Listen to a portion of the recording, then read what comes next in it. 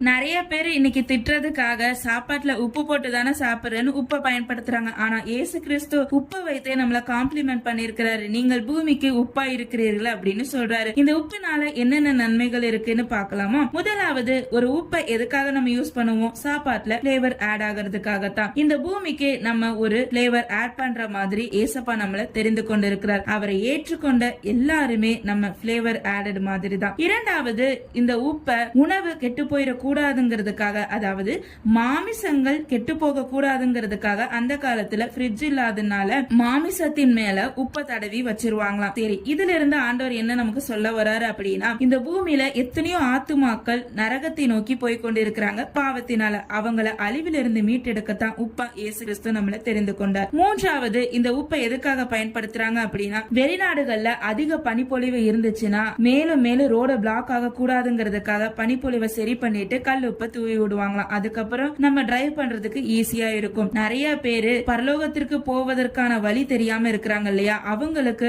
வழியா இருக்கத்தான் இயேசு கிறிஸ்து நம்மள உப்பா தெரிந்து கொண்டார். இப்ப தெரியுதா உப்பினுடைய பயன்?